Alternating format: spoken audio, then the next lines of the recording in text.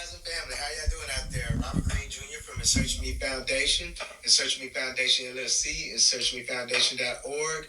And today's episode, I had to bring my great friend DJ Shoeboxx. Hey, what's going on? I'm doing well. How are yourself? Man, I'm doing good.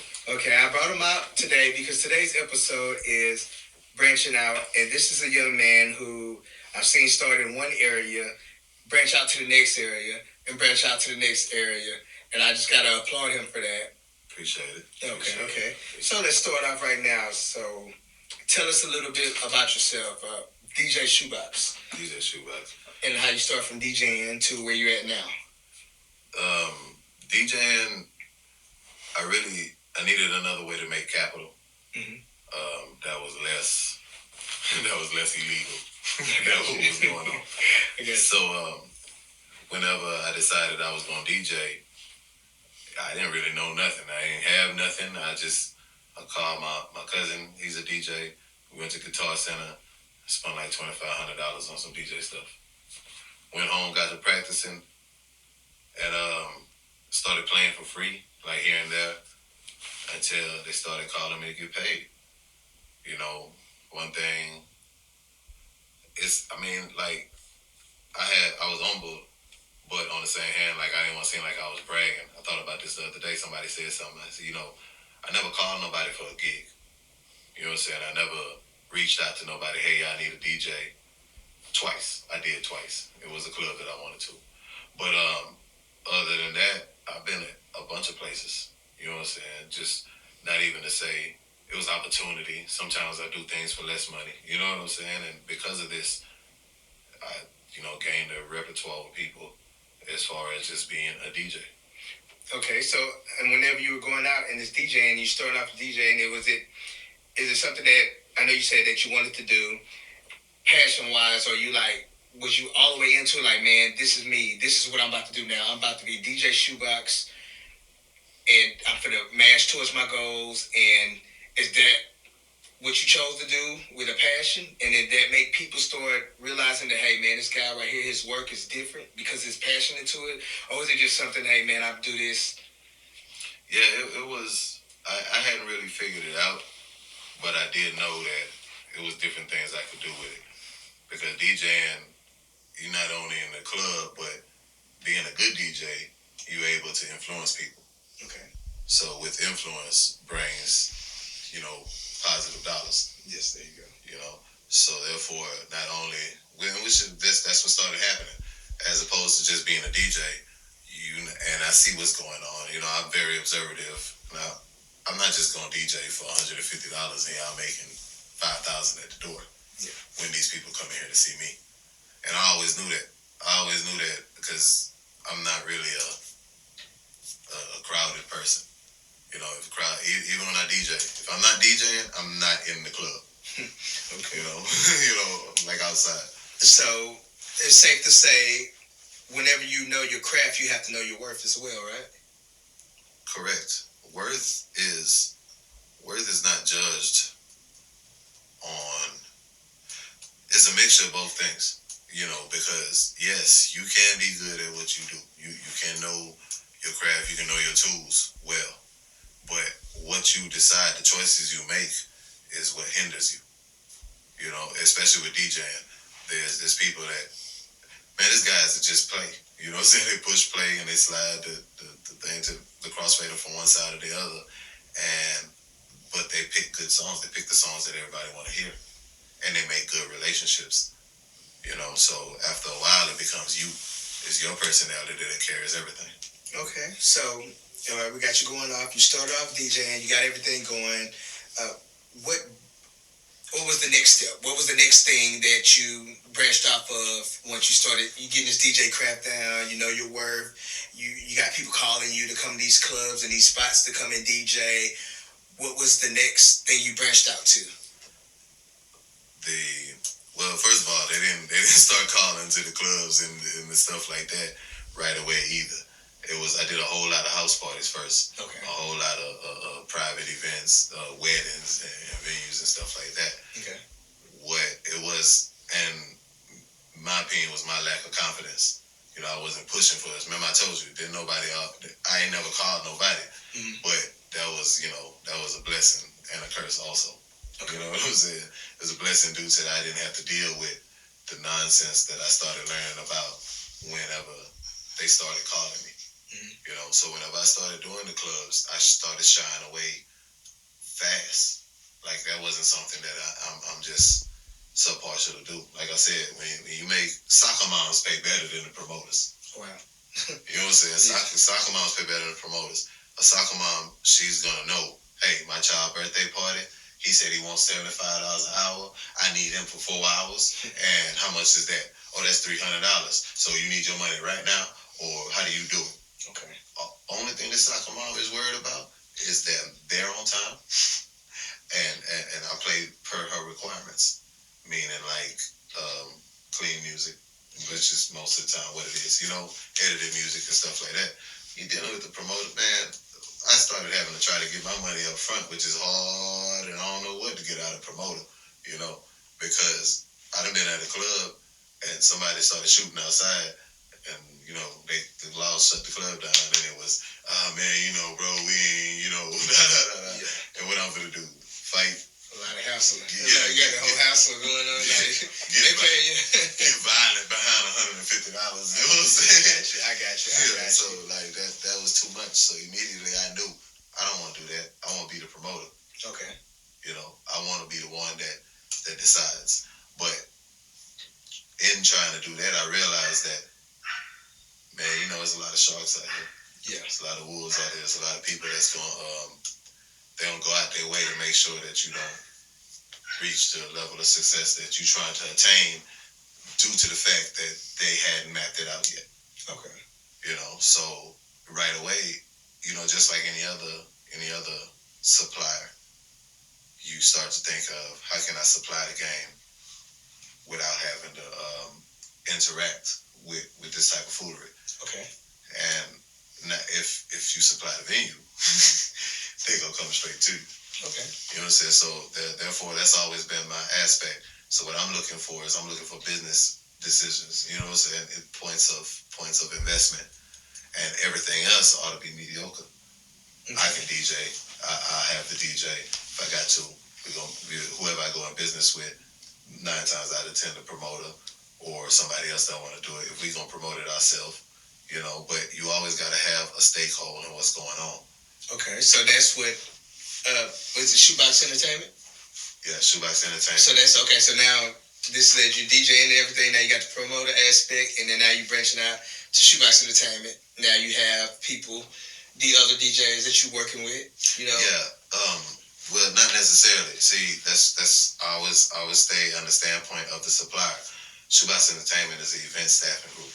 Ah, okay. It's something new I learned right there. So yeah, so therefore, let's say, and it's always easier to run it like that. Like I have a close friend of mine, a brother of mine. He does staffing for labor and stuff like that. Okay. So in the event that I had a corporate event or something of a bigger capacity, and I'd be like, hey, we'll use, you know, get some laborers together and we'll run them in white shirts and slacks. Okay. and we gonna see what else the people need, because obviously they don't have everything. Yeah. You dig what I'm saying? I mean, you know, you gotta think ahead of plan. You gotta make sure you know. So if we get in this venue and they wanted to create a bar over here, I'm the type of person, I go looking for the bar, yes. I said, whoa, wait a minute. They want how much for what? Well, let me look at it. Okay. And then I realized I could build that. And it's for one night. Yeah. So instead of paying $600, I'm pay this $50 and build it. I don't care what, as long as I make it look good for the night and it's operational and functional, I pay $60 for it. Yeah, that $500 I could probably keep it in the storage, which costs more, and then run it someplace else. But if I practice making it, I mess around and have a good one. See, that's an entrepreneur mindset right there. And I really, really, really like that. That's why I'm glad to have you here today. Okay, so now we have DJ Shoeboxx. Correct. We have Shoeboxx Entertainment. Mm-hmm. What is this next venture that you branched out into? I branched out into closing. Okay. The reason, well, not even closing, just branding. That's what I would just say it as, because, you know, as with today's technology, there's a bunch of different things going on and different different people you interact with. But when I branched off into closing, it was simply because I was really trying to get my DJ name on my branding. You know what I'm saying? I wanted to brand my name on my clothes. And I was dealing with a guy, he real creative. You know what I'm saying? Shout out Willie. He real creative. You know what I'm saying? But being real creative, you know, you have a lot of people hounding you down. You know what I'm saying? You gonna always have business, and sometimes things fall through the cracks. So I understand that. You know what I'm saying? But being a businessman, or trying to approve entrepreneurship at its highest success, I have to think in the same terms also. So what I want is to brand myself. So I need to figure out how I'm gonna do that. You know what I'm saying? I was heading out of town to Miami.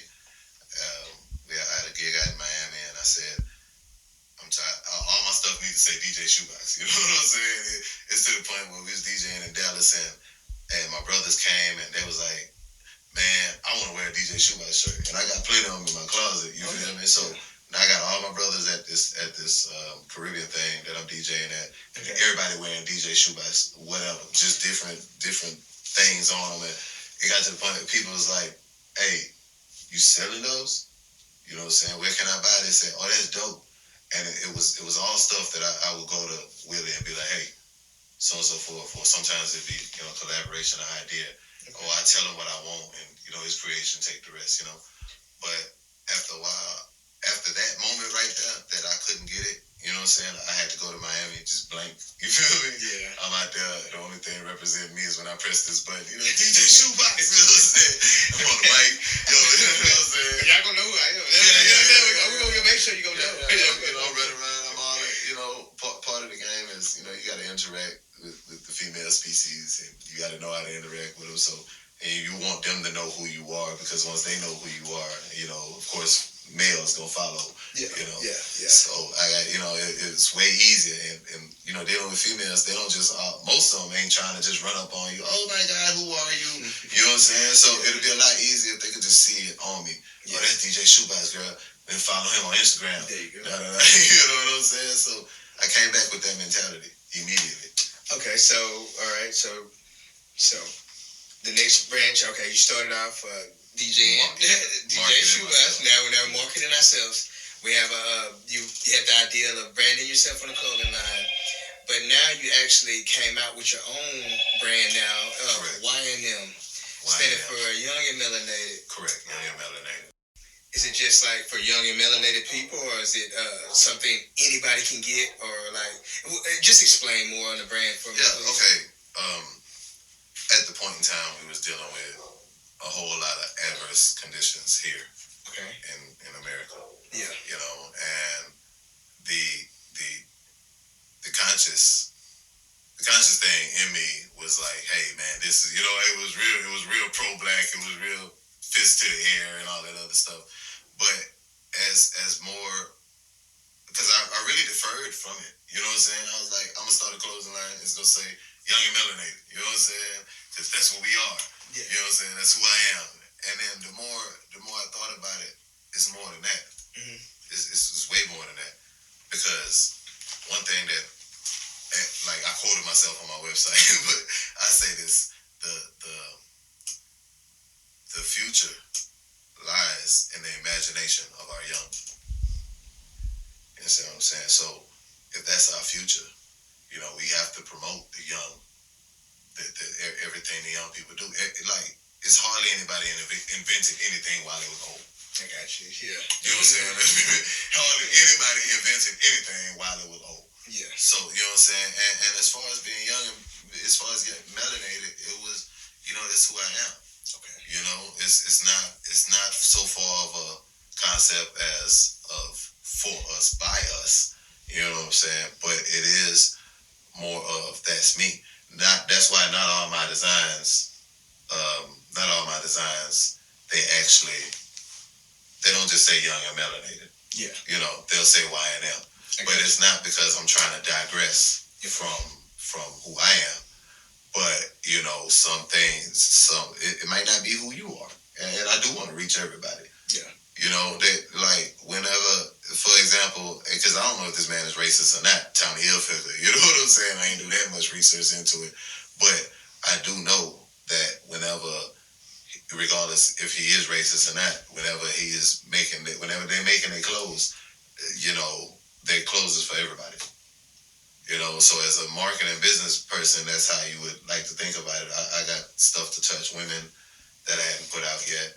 The Y&M, think about it. The initials, what's called the acronym, YAM, YAM. So I'm doing. Okay. Yeah, we got the female things going on, and as far as it just being like a pro-black thing. Okay, so this is my thing. Anybody with an argument of, hey, so what you saying? We can't wear this? Of any other race or nationality. That sound like the same people to me that was looking at the people that was marching with Dr. Luther King that wasn't black. Yeah.